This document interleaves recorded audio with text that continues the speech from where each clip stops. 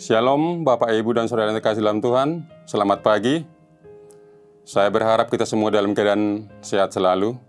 Sebelum kita melakukan aktivitas di pagi hari ini, kita akan mendengarkan firman Tuhan yang terambil dari kitab Mazmur ayat 17. Kita mulai dari ayat pertama sampai dengan 6. Saya akan bacakan untuk kita semua. Ini tentang doa Daud. Dengarkanlah Tuhan perkataan yang benar. Perhatikanlah seruanku. Berilah telinga akan doaku. Dari bibir yang tidak menipu. Daripadamulah kiranya datang penghakiman.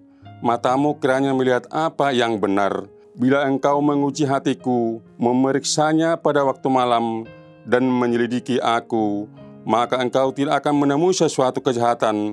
Mulutku tidak terlanjur. Tentang perbuatan manusia sesuai dengan firman yang engkau ucapkan, aku telah menjaga diriku terhadap jalan yang orang-orang yang melakukan kekerasan. Langkahku tetap mengikuti jejakmu, kakiku tidak goyang. Aku berseru kepadamu, karena engkau menjawab aku, ya Allah.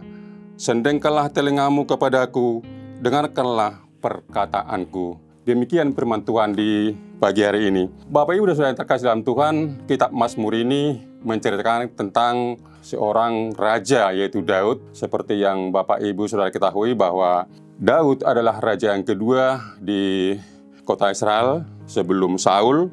Bahwa kita tahu bahwa Raja Daud adalah raja yang sangat sukses, yang punya kredibilitas yang sangat tinggi, dan juga orang atau raja yang dikasihi oleh Tuhan. Tapi Bapak, Ibu, Saudara yang terkasih dalam Tuhan, seperti Bapak, Ibu tahu bahwa Daud, dia sangat terkenal ketika dia bisa mengalahkan seorang Goliat, atau tentara Palestina yang sangat besar gitu. Tapi bukan di situ, dia juga menjadi seorang raja itu karena dia diberkati Tuhan. Tapi Bapak, Ibu, Saudara terkasih dalam Tuhan, kalau kita membaca kisah tentang Daud ini, ada satu hal yang sangat tidak diinginkan oleh siapapun terjadi pada bangsa Israel. Di mana pada saat itu, anak daripada Daud, yaitu Solomon, ingin memberontak terhadap ayahnya, ingin menguasai kerajaan. Tapi di situ Daud merasa bahwa dia akan berperang dengan anaknya sendiri. Ini salah satu pergumulan atau salah satu tantangan yang begitu besar Raja Daud.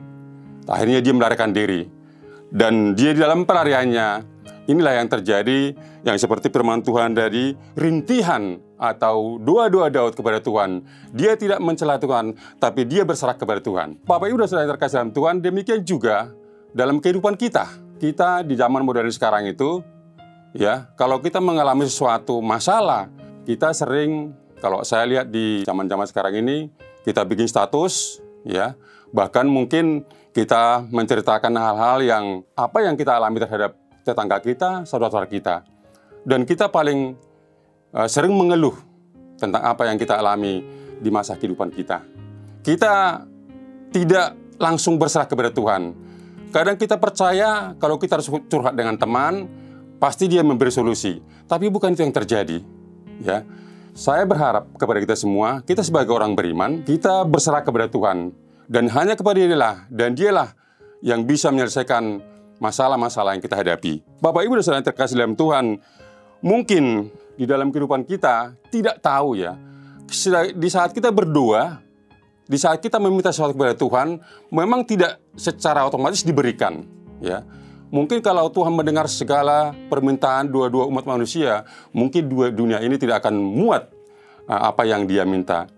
Tapi seperti saya pribadi, saya menyadari bahwa setiap doa saya, Tuhan mendengar. Buktinya apa? Saya bisa berdiri di sini. Bapak, Ibu juga harus tahu bahwa doa-doa Bapak, Ibu, Saudara sekalian, ya, didengarkan oleh Tuhan, dan kita diberi kehidupan pada saat ini juga.